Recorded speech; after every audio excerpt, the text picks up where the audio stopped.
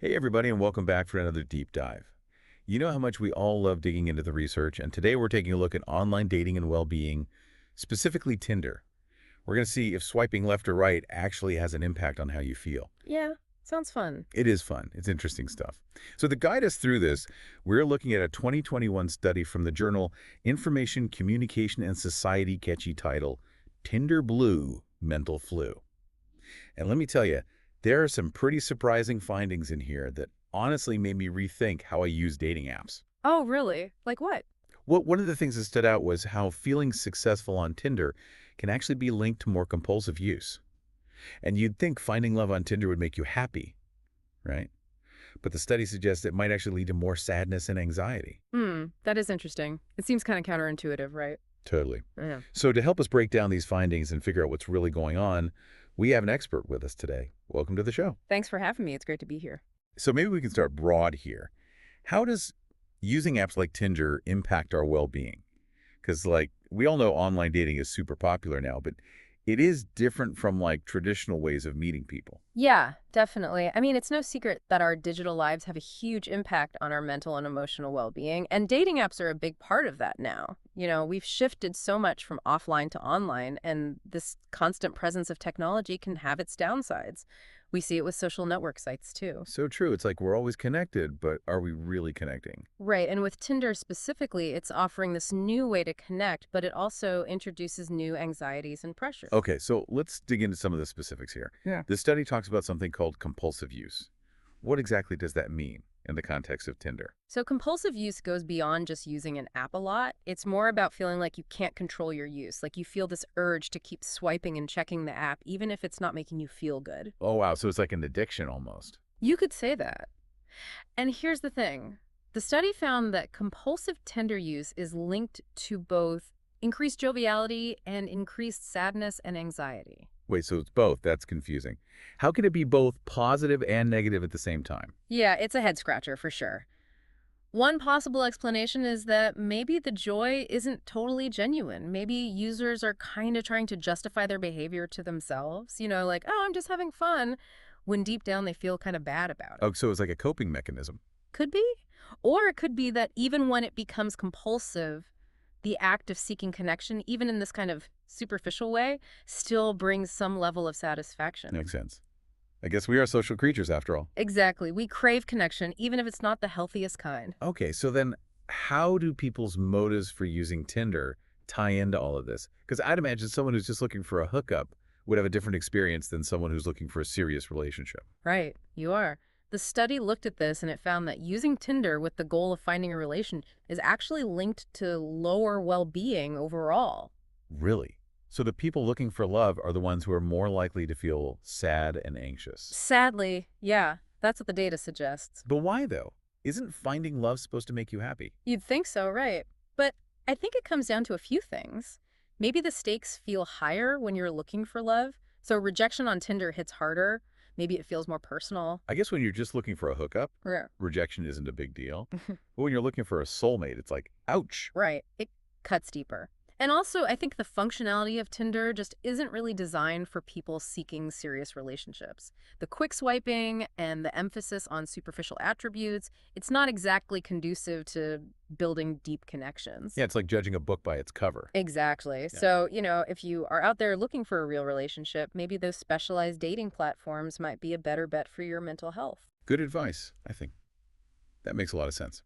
Okay, but the study also found that people who feel successful on Tinder report higher levels of well-being. So how do we square that with what we just talked about? Yeah, that is an interesting contrast. They call this subjective online success, or SOS. Basically, it's about how successful a user feels they are on Tinder. So lots of matches, engaging conversations, that kind of thing. So it's not just about finding a relationship. It's about feeling desired and validated. Exactly. And the study found a positive correlation there. The higher someone rates their SOS, the higher their well-being tends to be. More joy, less sadness and anxiety. So even in this swiping world, validation still matters. Feeling seen can really boost your mood. For sure, it speaks to that basic human need for connection and belonging. But here's where things get a little tricky. The study also found a link between high SOS and compulsive use. So it's like success can actually be a downside. That's right. It's pretty counterintuitive, right? It seems like success on Tinder might become almost addictive. Achieving a certain level of engagement, getting those matches and conversations might create this internal pressure to maintain that, even if it starts to feel compulsive. Hmm. So is that because of the way these apps are designed? Like, are they intentionally designed to be addictive? Well, they're definitely designed to keep you engaged. Think about the mechanics of the app. The swiping, the matching the notifications, it's all meant to keep you coming back for more. And our brains are wired to respond to those kinds of Oh, rewards. yeah, like those dopamine loops you hear about with social media. Exactly. Hmm. We get a little hit of pleasure every time we get a match, and then we crave more and more. And that can lead to a cycle of checking the app constantly, even when it's not really serving our well-being. We start prioritizing the fleeting validation of the app over other things that might bring us more genuine happiness. Yeah, I can definitely see that happening. And then on top of that, you've got social comparison, which we all know is a recipe for feeling bad about yourself. Oh, yeah. Even if we can't see other people's scores on Tinder, we still tend to compare ourselves. And we often assume others are doing better than us. And the study found that this kind of comparison is strongly linked to lower well being.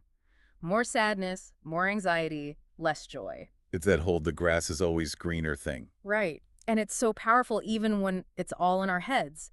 I think it's partly FOMO, that fear of missing out on potential connections. But it's also deeper than that. It's about wanting to feel desirable and validated. And when we compare ourselves unfavorably to others, it threatens those feelings. Makes total sense. So basically what you're saying is Tinder can be a bit of a minefield for our well-being. In a way, yeah. But like with any tool, it depends how you use it. So we've talked about like all the ways Tinder can kind of mess with our heads. But is there anything we can do about it? Like, can we use Tinder and not totally lose our minds? Oh, absolutely. I mean, knowledge is power, right? So now that we know about these potential pitfalls, we can be more proactive and take control of our experience. Okay, so like what can we actually do? Well, one of the most important things is setting realistic expectations. So like not expecting to like find the one on every swipe. Yeah, I mean, that's part of it. Remember, Tinder, it's just one platform among many. Right. Yeah. And it's not a magic solution for like finding love or validation. It's more like a tool, you know? Mhm. A tool you can use to explore connections and see what happens. So going in with a more casual mindset, like, I'm just here to see what's out there, rather than, I need to find my soulmate right now. Exactly. That kind of pressure can really backfire. You You're know, it can make the whole experience feel more like a chore than like a fun adventure. Yeah, that makes sense. And it's helpful to remember that all those profiles we're seeing, they're often carefully curated, right? It's not always a reflection of people's true selves. Oh, that is a crucial point. It's like Yeah. the Instagram effect. But for dating, everyone's presenting their highlight reel, Yeah. you know, not the behind the scenes bloopers. Hmm. So yeah, don't compare yourself to those carefully constructed online personas. It's not a fair comparison. Right, good point. So okay, we got to set realistic expectations. Remember that it's not always what it seems. What else can we do to like navigate Tinder in a healthier way, Well, the study also talked about using Tinder mindfully. mindfully? Okay, Hmm. so what does that actually look like? It boils down to a few simple practices. First, set limits on your usage. Oh, okay, so like actually setting a timer for how long I'll be on the app.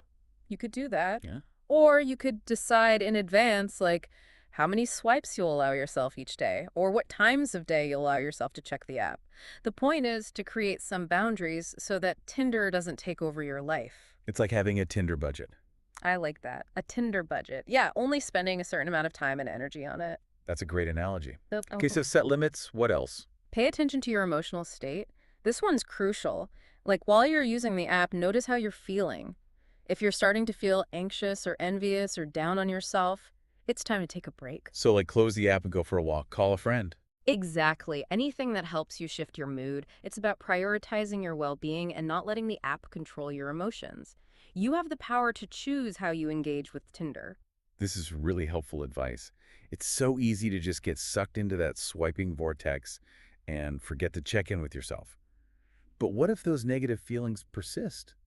Like even when I'm trying to be mindful, is there a point where it's like wise to seek professional help? Oh, for sure. If you're feeling overwhelmed or distressed, or like your online dating habits are having a significant negative impact on your life, it's always a good idea to reach out to a therapist. So like if it started to affect my sleep or my work or my relationship. Exactly. A therapist can help you understand your patterns develop healthier coping mechanisms, work through any underlying issues that might be contributing to your difficulties with dating apps. It's like having a personal trainer, but for your mental and emotional well-being. I love that analogy. And remember, there's no shame in seeking support. It's a sign of strength and self-care. Okay, so we've talked about setting boundaries, being mindful, but are there certain people who are like more susceptible to the negative effects of Tinder, like maybe certain personality types? That's a great question. And while more research is definitely needed in this area, there are a few factors that seem to play a role. For instance, someone's attachment style can be a big influencer. Oh yeah, attachment styles. I've heard of those. Yeah. But could you explain for those who might not be familiar, like how do they come into play in the Tinderverse? Sure, think of attachment styles as like the blueprint for how we relate to others in close relationships. They're formed in early childhood, and they can impact our expectations and behaviors in romantic relationships as adults. So like if someone had a secure attachment in childhood, they're more likely to feel secure and confident in their adult relationships. Generally speaking, yes. They tend to have a more positive view of themselves and others, and they're able to form healthy, balanced bonds. Okay, so then how does that translate to like the world of Tinder? Well, someone with a secure attachment style might be more resilient to the ups and downs of online dating. They might not take rejection as personally, and they might be less likely to get caught up in that comparison game we talked about. That makes sense. Now, what about those with insecure attachment styles? Well, let's take the example of an anxious attachment style. Someone with this style might be more prone to feeling insecure and needing constant reassurance from their partner.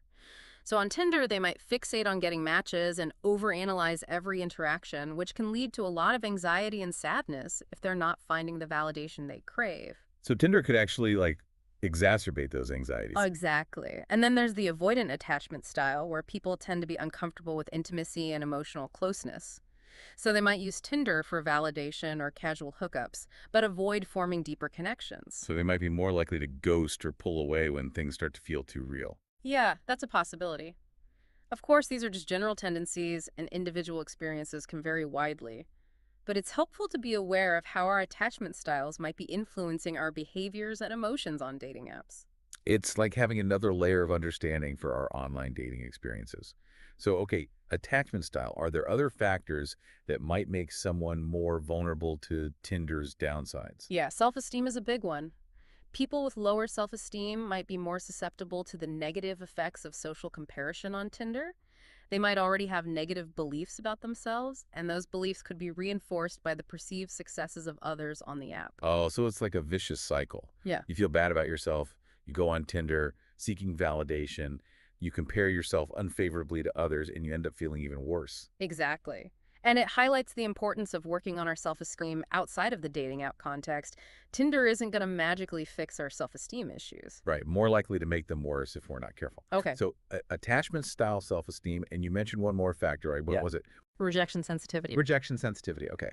And that is, Basically, it describes how intensely someone reacts to the possibility of being rejected. People with high rejection sensitivity are really attuned to social cues that might signal rejection, and they tend to experience rejection much more intensely. so for someone with high rejection sensitivity, the swiping mechanics of Tinder could be particularly brutal. Oh, absolutely. Every swipe left could feel like a personal blow, even though it's just part of the app's algorithm. And that constant fear of rejection can definitely take a toll on their well-being. It's like walking through a minefield of potential rejection. Pretty much. So yeah, being aware of these potential vulnerabilities is important. But what about some concrete strategies for mitigating those negative effects? We've talked about setting realistic expectations using Tinder mindfully. Anything else we can add to our toolkit? Yeah, what else can we do? One helpful approach is to really focus on your own goals and values. Like, remember why you're using the app and what you're hoping to gain from it. Don't let the perceived successes of others derail you from your own journey. It's like running your own race. You can't be looking over your shoulder at everyone else's pace. You got to stay focused on your own lane. Exactly. And another strategy is to be intentional about curating your online experience. Like, if scrolling through Instagram is making you feel insecure or envious, maybe it's time to unfollow those accounts that are fueling those negative emotions. And I'm guessing the same principle applies to Tinder. Oh, absolutely. If certain profiles or interactions are making you feel bad about yourself, swipe left.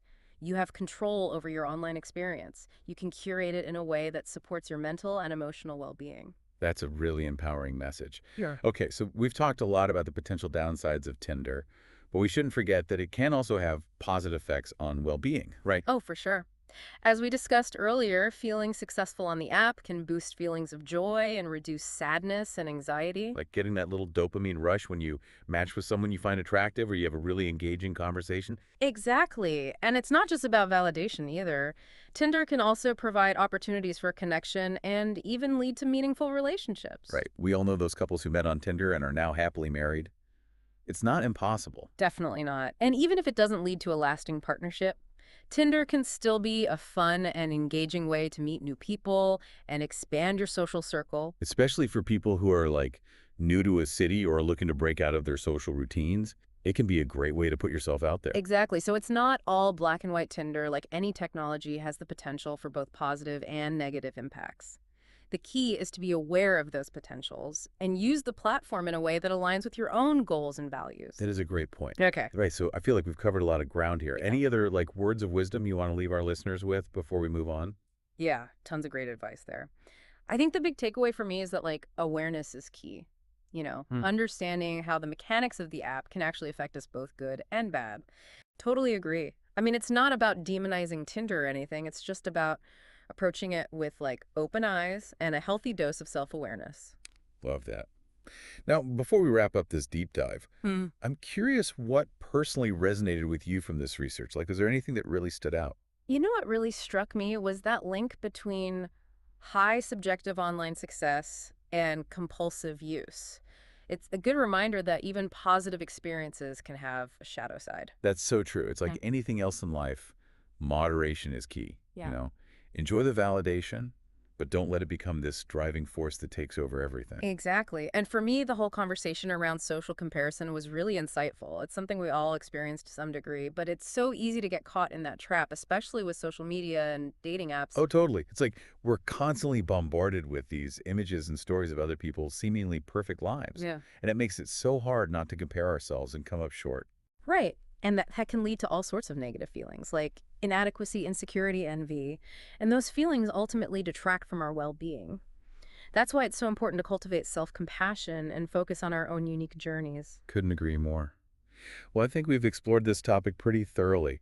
Any final words of wisdom for our listeners as they navigate the wild world of online dating? Just remember that dating apps are tools. They can be used for good or for ill. It all depends on how we approach them.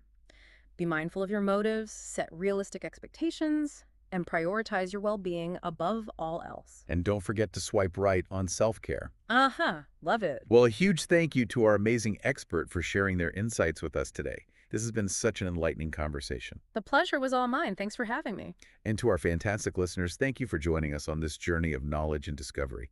We hope you learned something new about the world of Tinder and how to use it in a way that supports your well-being. Until next time, keep exploring, keep learning, and keep swiping right on those things that bring you joy.